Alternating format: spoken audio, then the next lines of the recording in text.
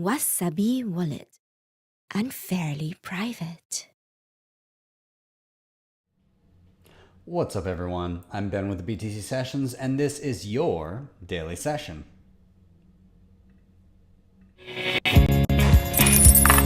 Hodl the Bitcoin. Before we dive in, I want to give a big shout out to sponsors of the show, LEDN.io. This is where you can use your Bitcoin for a variety of different things. I first used them well over a year ago and have been working with them ever since. I used them initially for a Bitcoin-backed loan. So in my instance, I was in a pinch. I needed to get my hands on dollars, but I did not want to sell my Bitcoin for a couple of reasons. One, that's a taxable event. And two, I was worried I'd have to buy back in at a higher price point. So I was able to deposit my Bitcoin, get a loan in either Canadian or US dollars to my bank account within 24 hours. And when I paid that back, I got back the exact same amount of Bitcoin. Now they've got a couple other products here. They've got their Bitcoin and USDC savings accounts, which earn you interest up to 10% annually.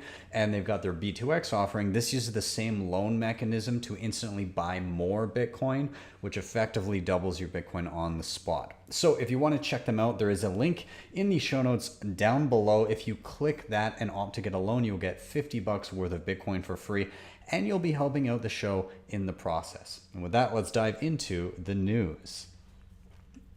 So it seems that the IMF is, I guess, kind of promoting cryptocurrencies, but in an interesting way. Now, this is not a new video that they've released on their Twitter. This was actually originally released in 2018, but they did just repost it again the other day, likely with lots of talk and interest in Bitcoin as of late, given the kind of overall macroeconomic environment around the world. There's been a lot of interest. However, they largely missed the point. Now, I said this video was made in 2018, but the talking points look like they're coming from 2014. They are very much behind the eight ball on this one. They mostly talk about benefits in making payments. They make no reference to the fact that Bitcoin in itself was created as a way to opt out of the terrible monetary policies of central banks themselves. And I mean, it's no surprise that they would want to skirt around that topic because they're very much interested in maintaining control of, I guess, our current paradigm that we're in. Now, a couple things I wanted to point out.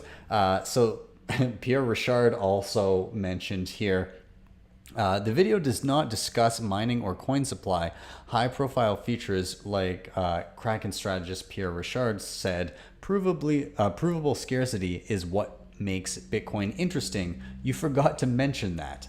And now, according to this video and the IMF spokesperson in it, the advantages of using crypto over fiat include faster processing times for fewer fees and better security for sensitive data. However, though the video says it's almost impossible to fool the system, risks include some untraceable transactions as well as many being anonymous, which also is incorrect. Most cryptocurrencies, a lot of them are pseudonymous, meaning you have like an address or a series of addresses that don't necessarily have ID attached to it, but ID can be implied through external data points.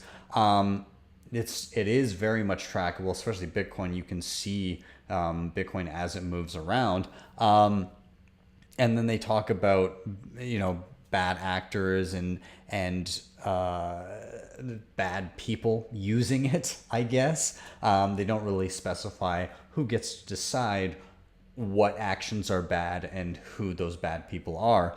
And then they talk about volatility as a negative thing and allude to like the floor crumbling beneath everything and the value going down without mentioning the inverse of that, which has been more often true over the course of Bitcoin's 11 years, the increase in purchasing power in relation to things like the dollar. So yeah, anyways, interesting seeing them dive back into this kind of stuff after, I would say, a perceived hiatus they haven't really touched on this stuff in a little while. So moving on to other centralized entities, this article from the BTC Times is talking about the IRS. So the IRS moves crypto tax section to the top of the tax declaration form. Now, in 2019, there was a question of declaring any involvement with cryptocurrency, but it was on a separate form and not everybody has to file that particular form. This is going out to everybody. And so kind of hard to see here, but it says, at any time during 2020, did you receive, sell, send, exchange, or otherwise acquire any financial interest in any virtual currency? Now, this is a simple yes or no question. There's no further line of questioning as to gains or losses or anything like that. But you've got to imagine that they're keeping a little list of anybody who's ticked yes on that. So the IRS, this is a quote here, but the IRS has made no secret of the fact that it believes that taxpayers are not properly reporting cryptocurrency transactions. An IRS dive into the data showed that for the 2013 through 2015 tax years, the IRS processed on average just under 150 million individual returns annually. Of those, approximately 84% were filed electronically. Now, again, it doesn't ask you to list your actual holdings or anything like that, but it is a lot that they kind of take a broad look at things, and they're asking a lot in a single question. They're casting a wide net is what I'm getting at. And so there was some input here from Justin Winston Ono Wales. Hopefully I'm saying that correctly. So he describes himself as a crypto lawyer, and he said that the updated IRS form is overreaching. He said that it doesn't ask you to list your holdings, but to declare if you received or sold crypto within the year, no matter the reason. This information is beyond the purview of information the IRS needs to do its job. Reason he says about that, he says that it's kind of, interaction with cryptocurrency can have a lot of different meanings when it comes to, I mean, you can interact with Bitcoin in various different ways, and things can be built atop Bitcoin without necessarily benefiting from the fluctuations of its price movement. You know, Microsoft is using the Bitcoin network to peg to identification systems and so on and so forth. So I think in general there just needs to be kind of a broader review of what everything actually is, and I think it's kind of too early to even tell.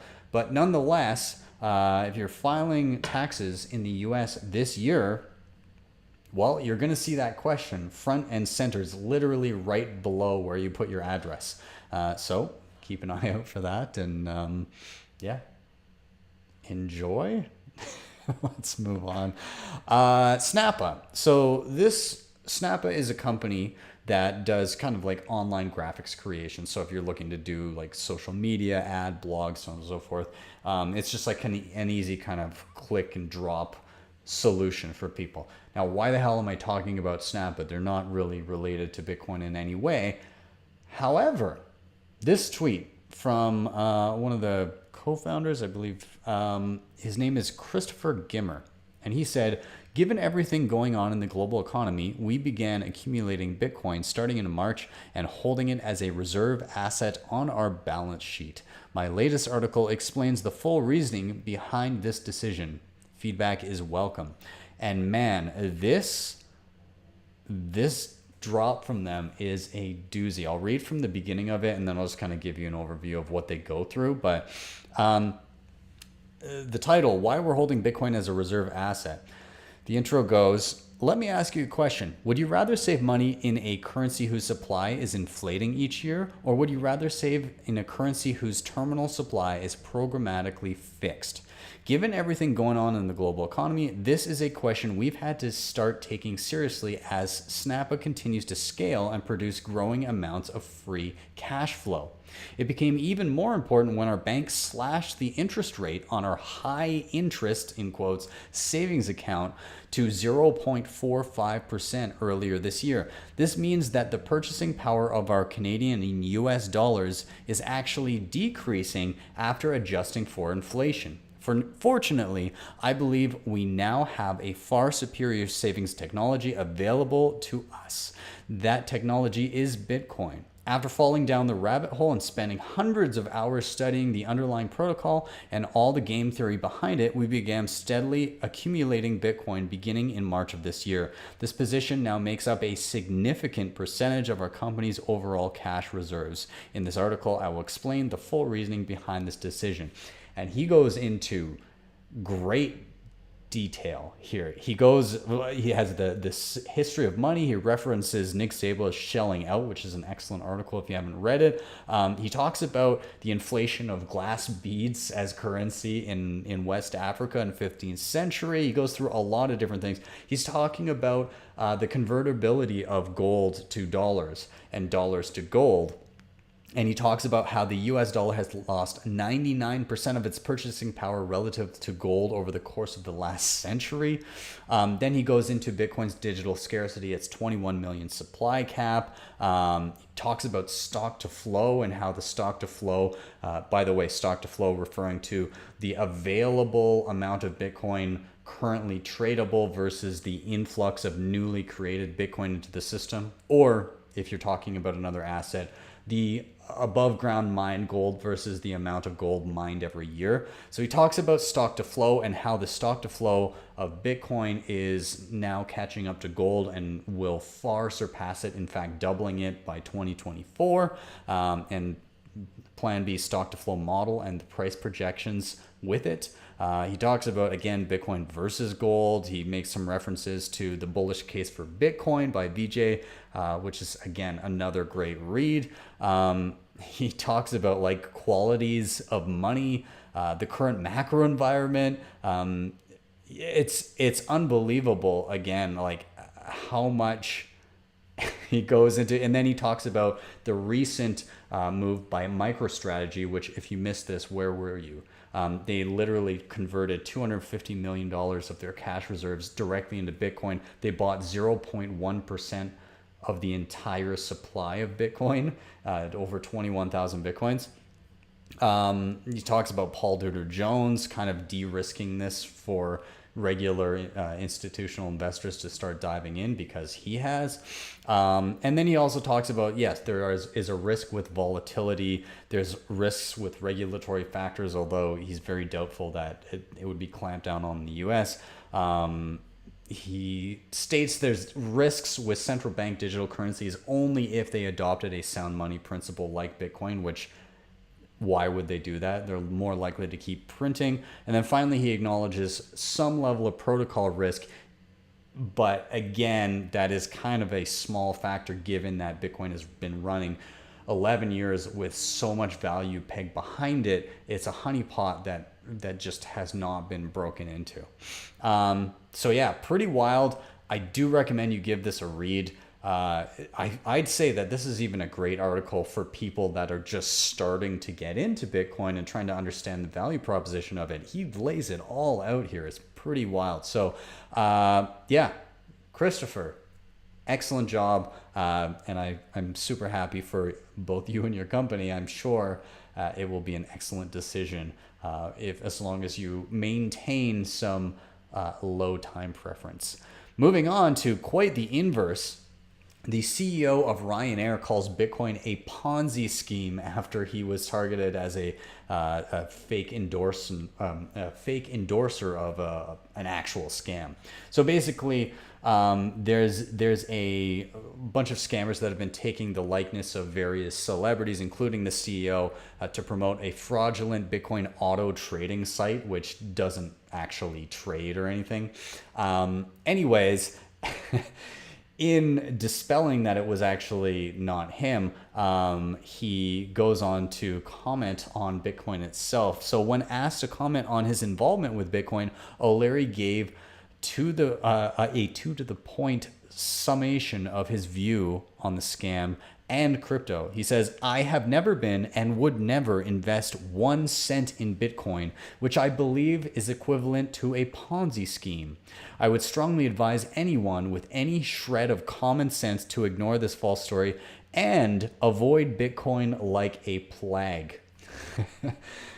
This is one of those moments where this news drop. Okay, so like, first, I guess let's take a step back. If you don't understand Bitcoin in any capacity, and then you're being impersonated by a bunch of scammers trying to get people onto an online trading site that is actually a Ponzi scheme, of course your first impression is going to be that Bitcoin itself is a scam. A lot of people start from that beginning point of assuming Bitcoin is a scam, which is a great point to start from because you start thinking adversarially.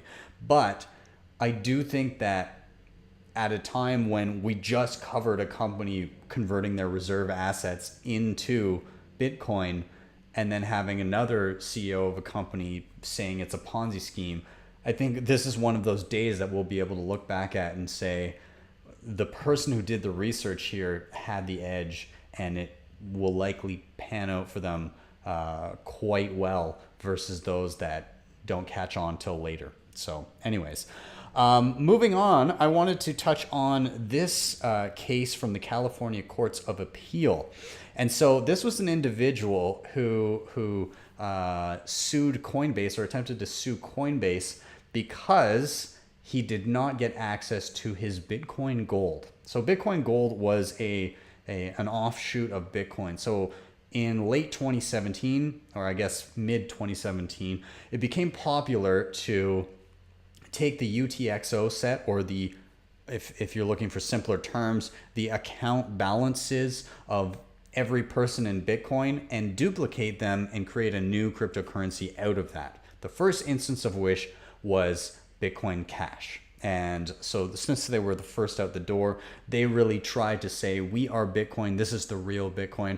And they convinced a number of people to go along with them, which has since not really panned out. Of course, Bitcoin Cash being somewhere between 2 and 3% of a Bitcoin at this point, where it was way up there. It was like, I think it got up to like 30% of a Bitcoin, something like that. So it did kind of pull some people. Bitcoin Gold was another such offshoot, though it did not claim to be Bitcoin itself. It said, hey, if you have Bitcoin, you now have Bitcoin Gold and you can redeem it.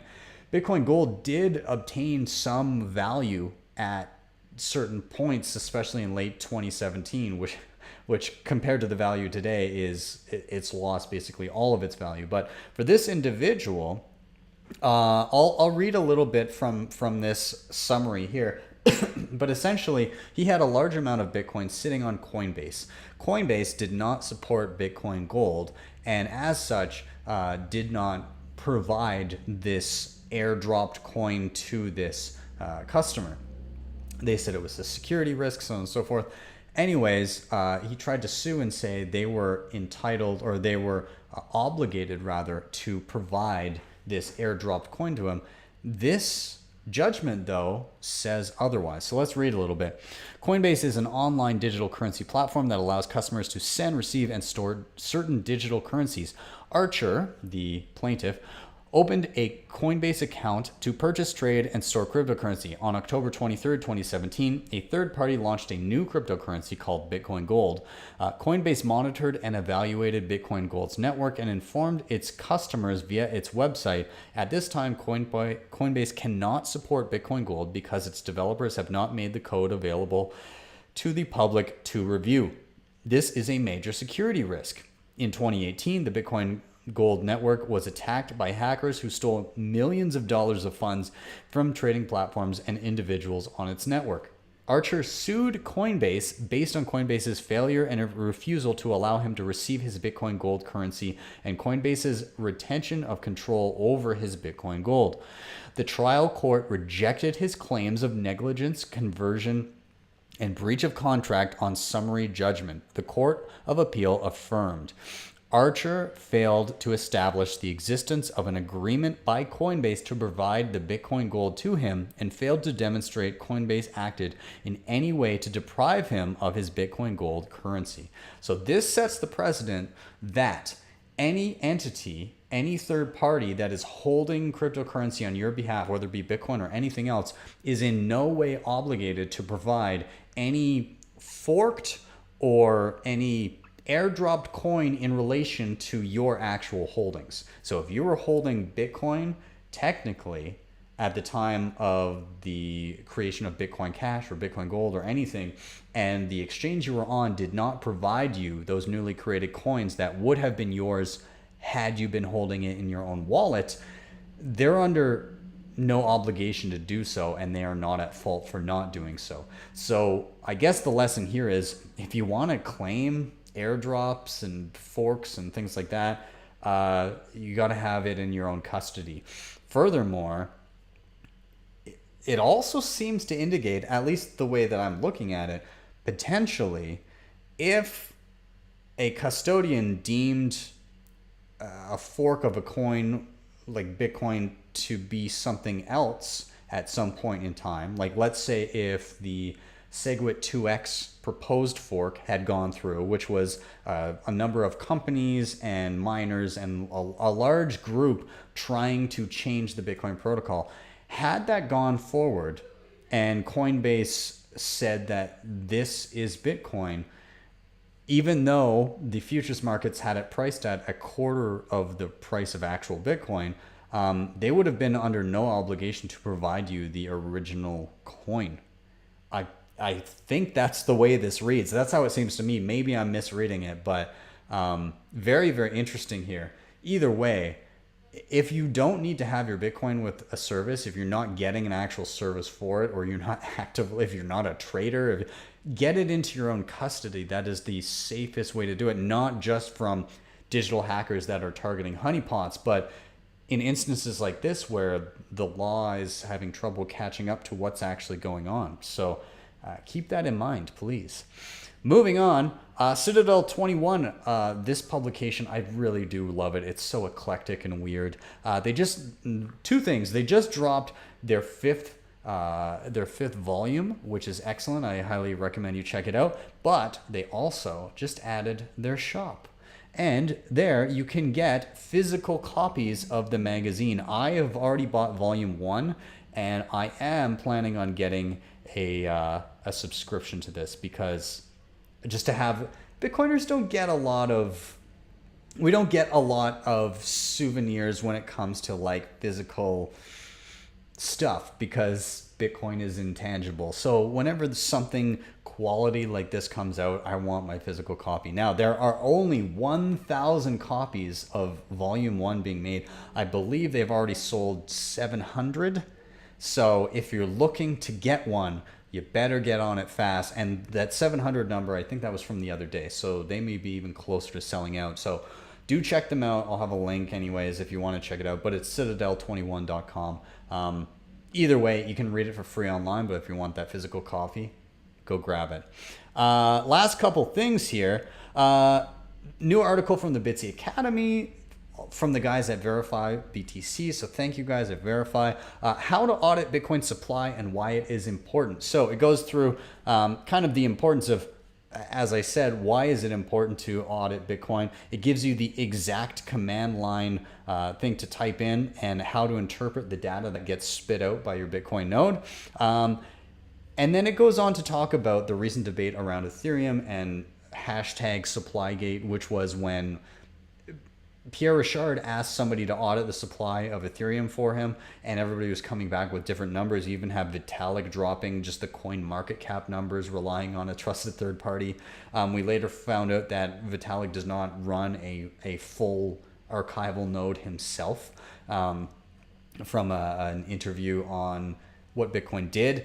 Anyways, eventually they ended up being able to actually verify the supply of Ethereum decisively. So somebody put together a script. However, to just for kind of a couple data points of how much more difficult it is, and by the way, it will become much more difficult with ETH 2.0 whenever that happens to drop. But essentially, running a node, in this case, there's an analysis done by Jameson Law. So a $2,000 USD desktop computer with an internet high-speed connection took 5 days and 15 hours to sync with the Geth implementation of Ethereum. Okay, so yeah, 5.5 days essentially to sync with an Ethereum node with that level of hardware. With the same level of hardware, it would take about between 6 and 7 hours to sync a Bitcoin full node. Furthermore, to actually run this script and audit the supply of Ethereum, it's posited that it took a few days to actually run those scripts on the entire history of Ethereum. Whereas when you do the command in Bitcoin, it takes anywhere from 20 seconds to 5 minutes. So the barrier to entry of being able to verify and run the numbers yourselves on Ethereum is much, much higher, and that's only projected to get much more difficult with Ethereum 2.0 if and when it drops. So anyways, worth a read, take a look, and if you're running a node, run the numbers. And lastly, if you didn't see it over the weekend, I dropped a tutorial on something called Lilly Wallet. This is a multi-signature wallet that is very, very user-friendly. It is their 1.0 release, so very first non-beta release. So it's very new. It works well. There's features, of course, I'm excited to see them eventually implemented, but this type of interface, I think, is what's needed for this type of security, to make it user-friendly and easy for the masses to do if they have hardware wallets. So I did this with I did it with a Ledger Nano S, a Ledger Nano X, and a cold card. And the cold card, I did something called partially signed Bitcoin transactions, where you're actually doing the SD card. And yeah, so anyways, I really enjoyed it. If you want to check it out, there will be a link to that tutorial down below. I recommend checking it out, even if you don't have enough hardware wallets. By the way, I should say, even if you only have one hardware wallet, you can actually create different passphrases on that one hardware wallet and use it as 3 different signatures, one with each passphrase, in order to at least achieve and play around with multi-signature. So yeah, play around, see what you can do. Anyways, guys, I'm gonna wrap it up there. Thank you so much for watching and or listening. If you are here on YouTube, please remember, like, subscribe, share. Those 3 things are so important. I can't stress them enough. When you do them, it really, really helps. If you want to help out the show in another way, you can hit up the sponsor I mentioned down below. That was LEDN.io, and grab that $50 worth of free Bitcoin if you opt to use them.